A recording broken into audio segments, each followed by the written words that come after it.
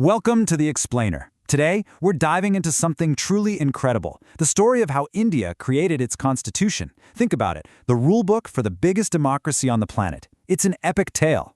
So, let's set the scene. It's August 1947. A brand new nation is born, but it's born in the middle of the absolute chaos of partition.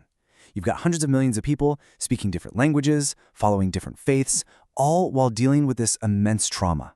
The question was just massive, right? How on earth do you unite all of this into a single country? Well, the answer they came up with was, you write a constitution. You create one single document that's meant to bind this whole sprawling nation together. It wasn't just about laws, it was about defining the very soul of this new India. All right, here's what we're going to cover. We'll look at where the whole idea came from, who the key players were, how they actually put this huge document together, tackle some of the criticisms, and then, finally, look at why it's still so important today. Okay, first up, the idea takes shape. So let's jump right in. An idea this huge doesn't just pop up out of nowhere, right?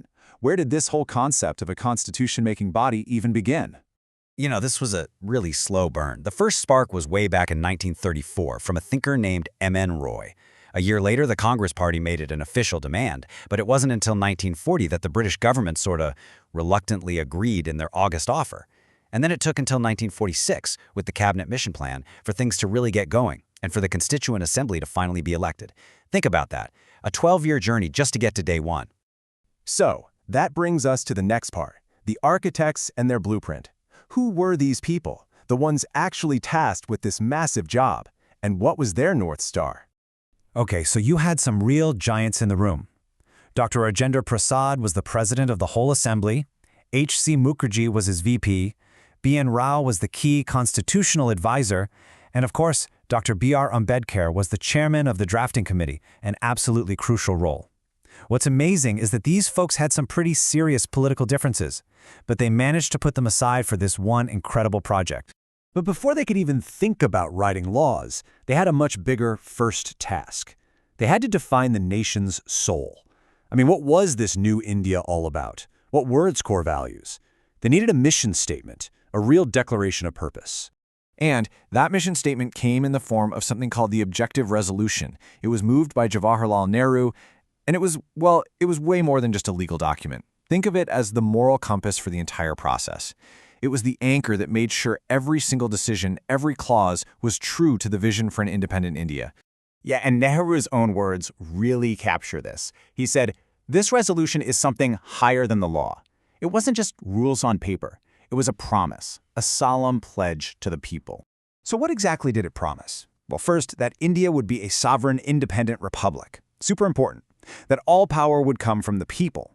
It guaranteed justice, social, economic, and political. And crucially, it promised safeguards for minorities, for tribal areas, for backward classes. It even talked about promoting world peace. These ideas, they're the DNA of what would later become the preamble to the Constitution. All right, next up, forging the document. This was a truly Herculean task. So they had this beautiful, grand vision. But how do you actually turn that into a practical working document? And not just any document, but the longest written constitution in the world. The answer is, they did it through a process of intense, and I mean intense, debate. They broke up the work into 8 major committees to handle specific subjects. But here's the key. Nothing got a free pass. Every single clause, every single line was brought back to the entire assembly to be scrutinized and debated. The whole point was to try and reach a consensus, to make sure arguments were based on public reason, not just, narrow self-interest. And just to give you a sense of the scale of this thing, it took 2 years, 11 months, and 17 days. Almost 3 full years. This was absolutely not a rushed job. It was a marathon, a testament to how seriously they took getting it right. And during that time, the assembly was in session for a total of 166 days. But here's what's really cool. All of those sessions were open to the press and the public. This whole thing was done out in the open, not behind closed doors. It was being forged in the light of day for everyone to see. Okay, so you often hear people say that the Indian Constitution is just a borrowed document. And look, it's true. The framers studied constitutions from all over the world, the UK, the US, Ireland, you name it. But it was absolutely not a simple copy and paste job. Dr. Ambedkar himself put it best. He said they made variations to remove the faults and to accommodate it to the needs of the country. See? They took inspiration, sure, but they debated and tailored every single idea to fit India's unique situation. It was smart adaptation, not blind imitation. But, it wasn't all smooth sailing. The whole process had its critics, and it's important we look at that. So let's talk about the criticisms and the counterarguments.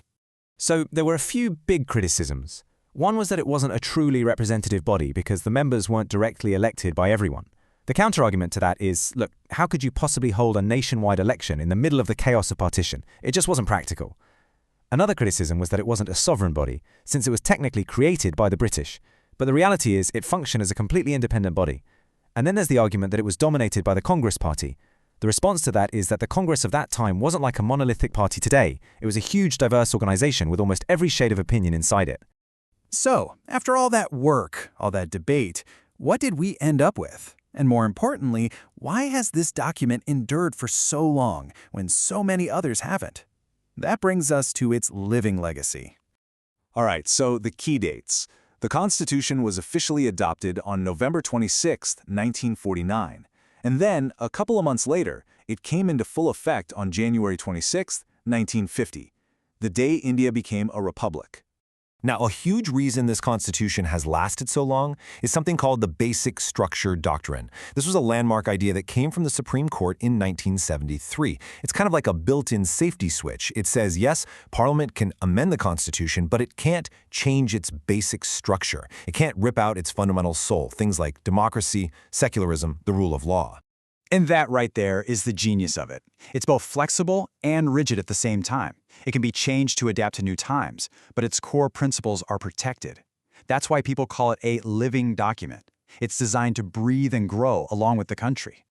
So, that leaves us with one final thought. At its heart, the Constitution is a promise. It's a promise from the generation that won independence to every generation that would come after. And the question for all of us today is a simple one. Are we keeping that promise?